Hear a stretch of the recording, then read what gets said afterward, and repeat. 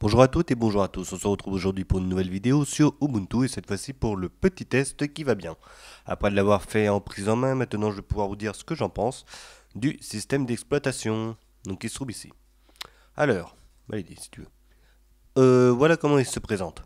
On a ça, on a le dock qui se trouve à gauche, voilà. Et en haut, on a la barre des tâches. Enfin, je ne sais pas si on peut appeler ça une barre des tâches. Mais en tout cas, là, on a l'heure, le réseau et tout. Et la possibilité de se déconnecter, oui ou non, du système. Voilà comment ça se présente.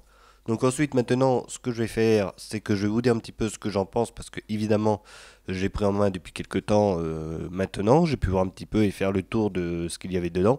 Et aussi, j'ai installé les logiciels qui me vont en l'occurrence. Donc comme ça permettra de voir un petit peu tout ça. Donc déjà, pour commencer, alors là on a le menu qui se trouve ici. Et on a les applications que j'avais rajoutées, Audacity par exemple. VSC, il me semble que je l'ai rajouté, il n'y était pas. KDE en live, c'est sûr que je l'ai rajouté. Il y a quoi d'autre? LMMS, ça je l'utilise pas mal. Mais ça c'est juste pour voir un petit peu une fois que c'est installé ce que ça vaut. Et voilà, alors je crois que c'est tout. Je n'ai pas rajouté GIMP parce que habituellement je l'utilise, mais non, je le vois pas. Il y est pas. Voilà. J'ai rajouté ça justement, mais ça c'est plus personnel. Donc voilà, c'était pour faire les tests.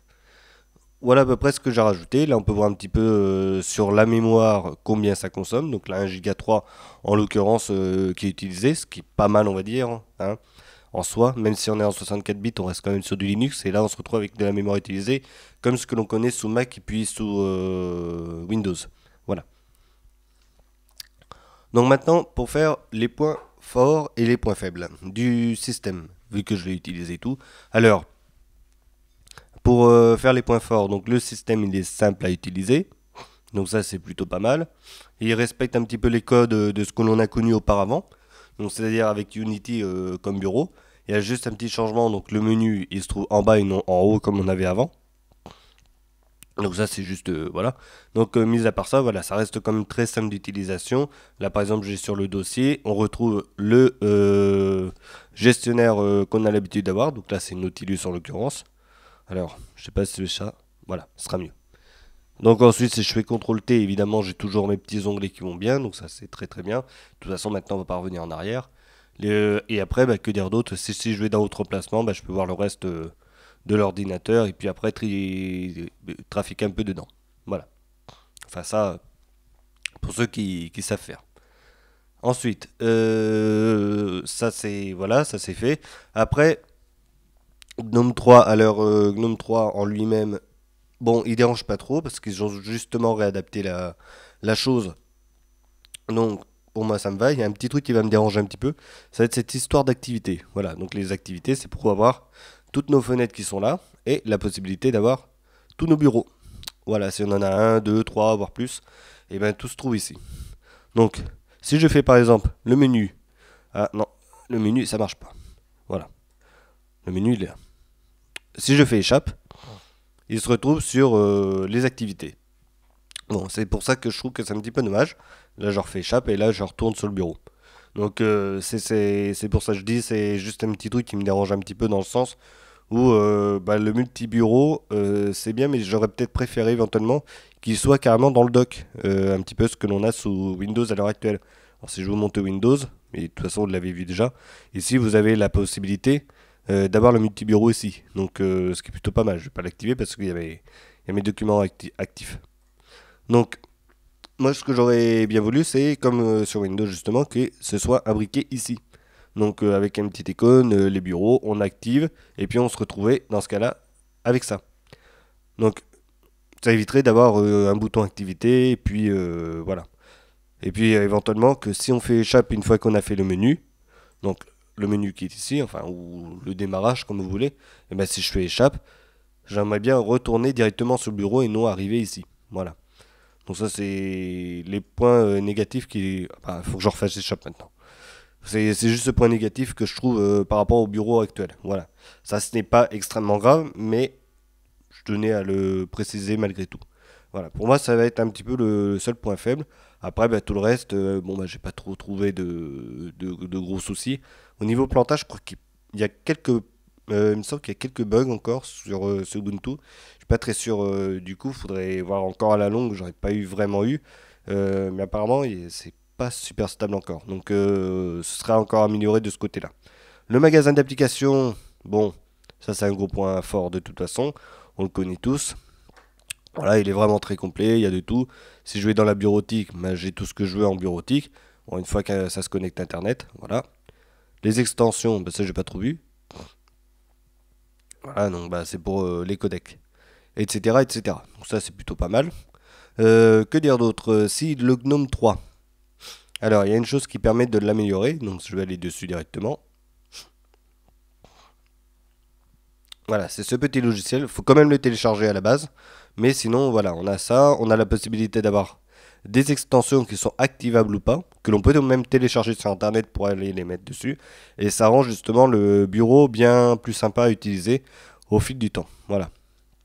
Donc ça, c'est plutôt pas mal. Voilà, là j'ai quoi application menu. Ah oui, c'est ça. Voilà, j'ai des petites choses qui arrivent, donc ça c'est plutôt pas mal. Euh, pour ça, donc on les récupère sur internet et après on les met là, donc ça c'est bien. Et après, bah, en lui-même, même sur les apparences, hein, je peux changer l'apparence un petit peu. Hop, voilà. Là je bascule sur un système peut-être macOS.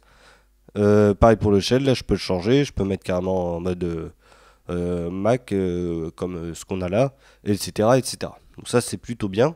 C'est pour ça que justement que ce logiciel est presque indispensable si après on veut personnaliser un petit peu le bureau. Bon, moi je pense que c'est un petit peu la chose qu'il faut garder de côté. Voilà. Donc après bon bah j'en ai d'autres hein, évidemment. Hop, si je prends celui-là, ça change, etc., etc.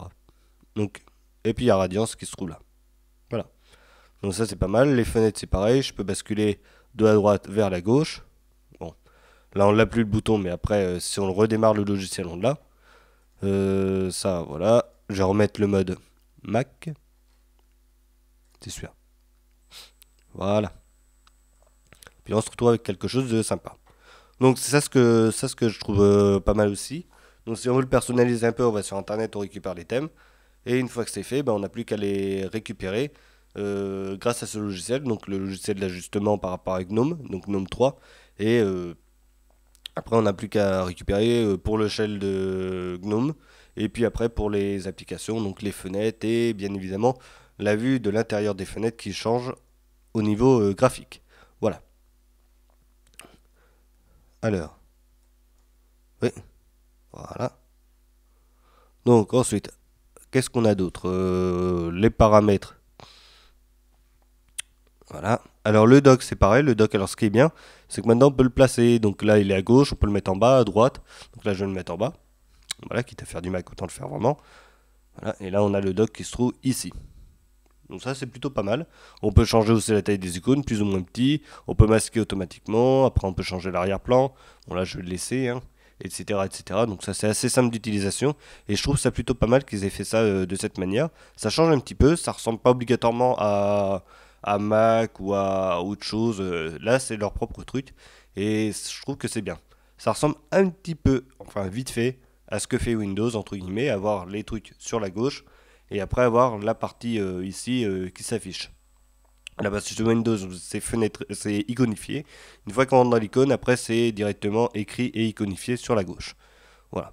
Mais ça change un petit peu, je trouve que c'est pas mal. Par rapport à du Linux qui n'a pas encore ce mode-là. Voilà. Que dire d'autre dessus? Ben, je crois qu'on a fait à peu près le tour. Donc pour, euh, pour faire un bilan global de tout ça, eh ben, pour les personnes qui débutent et tout, c'est très très bien. Pour ceux qui ont Ubuntu depuis quelques temps, donc je pense plutôt aux brigades de police, de gendarmerie surtout, et il y en a quelques-uns des ordinateurs qui fonctionnent avec du Ubuntu. Le fait que ce soit pas trop changé, ben, ce sera très bien parce qu'ils pourront changer leur Linux, mais sans pour autant se perdre là-dedans. Donc ça c'est bien. Et il y en a quand même pas mal des ordinateurs qui fonctionnent avec ce système. Donc bon point là-dessus. Donc c'est très facile à utiliser, les débutants vont s'y retrouver sans problème, les icônes sont claires, il y a pas à chercher trop loin, et c'est assez moderne aussi. J'ai pas dit aussi, donc si je vais faire de la recherche, alors OpenShot, et étant donné que j'ai pas mis, voilà. Donc là, vous voyez, on peut aller directement sur OpenShot directement dans le magasin et aller l'installer. Donc ça, c'est vraiment un point fort aussi. Donc je l'avais dit dans la vidéo de première prise en main, mais je le répète là, comme ça, voilà. Et c'est vrai que je trouve que ça fait un peu plus moderne d'avoir accès entre les deux, entre l'ordinateur et le magasin, un petit peu ce que fait Cortana sous Windows, et sûrement Siri sur Mac ou Spotlight. Je sais plus lequel des deux qu'il prend, mais sur l'un des deux, voilà. Ça permet de rechercher et sur le web et en même temps sur l'ordinateur pour que ce soit bien plus simple et bien mieux intégré entre les deux, sans pour autant que ça nous embête. Voilà. Donc ça c'est très bien, un gros point fort là-dessus. Donc voilà, pour moi, tout ça, tout cet écosystème, la façon dont c'est fait, c'est simple à utiliser et je vois pas trop d'inquiétude pour les personnes qui connaissent pas trop le monde de Linux. Pour eux, ça va être assez simple. Le dock, bon, normalement il est à gauche, mais on s'en fout, qu'il soit à gauche ou en bas, c'est le dock avec nos petits logiciels que l'on a mis de côté. Ici, c'est nos applications. Voilà, on arrive dessus, boum, on a nos applications et on n'a pas à s'embêter. Bon, le seul truc que j'aurais aimé en plus, c'est pourquoi pas que ce soit qu'il y ait aussi une option pour trier par catégorie. Donc vous savez, bureautique, multimédia et tout. Donc je pense que ça aurait peut-être été pas mal d'avoir un troisième carré, hop, par application, non par catégorie, pardon, hop, en première partie accessoires, deuxième partie bureautique, etc., etc. Même si on descend, ça reste bien trié comme ça. Voilà. Ce serait pas mal. Pour les débutants, je pense que ce serait même un petit peu mieux, comme ce que font toutes les autres distributions sur Linux. Et en l'occurrence, je pense à DeepinOS qui a les deux. Le fait d'avoir le plein écran et puis la possibilité d'avoir en même temps la possibilité de choisir entre je veux de cette manière ou je veux trier par catégorie. Donc ça, c'est plutôt pas mal. Donc voilà. Voilà. Point négatif, j'en ai parlé, c'est juste le fait d'avoir le menu activité. Bon, là, ça buguait, ça au redémarrage c'est bon. Mais le menu activité, bah, ça ce qui m'embête un petit peu, c'est le fait d'à chaque fois de ratterrir sur la partie des bureaux plutôt que d'avoir directement accès à notre écran principal, ce qui est un petit peu dommage. Alors après, je vais essayer ça. Voilà, je lui mets le menu. Si je fais échappe, voilà. Donc, bon, on a quand même notre fenêtre qui apparaît. Voilà. Bon, après, ce n'est qu'un détail. On va pas se perdre non plus, hein, voilà. Allez, c'est fini pour la vidéo. Vous me dites ce que vous en pensez dans les commentaires. Moi, personnellement, voilà ce que j'en pense. C'est que c'est un bon système et que, bon, par rapport à ce que l'on a connu avant, on va quand même un peu vers l'avant malgré tout, même si on quitte Unity. On se perd pas trop et puis malgré tout, on retrouve quelque chose d'assez sympa avec GNOME 3. Malgré tout, si on cherche un petit peu, il y a des choses qui peuvent être pas mal aussi. Voilà. Il est un petit peu lourd comme bureau, mais bon. Maintenant, tous les ordinateurs fonctionnent avec 4 Go de RAM ou plus. Donc voilà. Alors pour le 64 bits, bah voilà, 4 Go de RAM nécessaire pour le faire marcher, voire plus. Et bah, pour le 32 bits, bah, j'ai envie de dire max. De toute façon, ça ira pas plus de 2 Go. Mais bon, maintenant, il y en a de moins en moins des ordinateurs qui fonctionnent en 32 bits. Et j'ai envie de dire même, quitte à rester en 32 bits, autant prendre un autre système qui soit bien plus léger et qui soit adapté pour ça. Dans les distributions de Linux, il y en a pas mal. Là, j'en ai pas une en tête vraiment, mais il y en a qui sont faits pour les ordinateurs un peu plus anciens. Si, Debian. Debian, tout simplement, avec XFCE en 32 bits, c'est extrêmement... enfin, c'est efficace, voilà. Donc, il y a LXLE et XFCE sur du Debian pur, impeccable pour les ordinateurs qui sont assez anciens, parce qu'il a encore les deux, en 32 bits et en 64 bits, il y a juste à choisir. Voilà. Donc ça, c'est pour la petite anecdote. J'ai eu une question comme ça, je sais plus, et puis... Comme ça, au moins, je pense que c'est mieux plutôt que de chercher Ubuntu ou je ne sais pas quoi. XFCE, du Debian, terminé, on s'embête pas. Ça remet à jour un petit peu des vieux PC et puis au moins c'est beaucoup mieux. Ou d'autres distributions qui sont tout aussi légères, mais bon, ça fera pareil. Allez, on se retrouve pour une autre vidéo d'ici quelques temps. Voilà, donc moi j'ai regardé, j'ai pas vu qu'il y avait beaucoup de choses pour le moment au niveau de l'actualité des distributions. Donc j'attends de voir ce qui va sortir petit à petit, puis voilà. Windows, ça fait un petit moment maintenant que c'est sorti.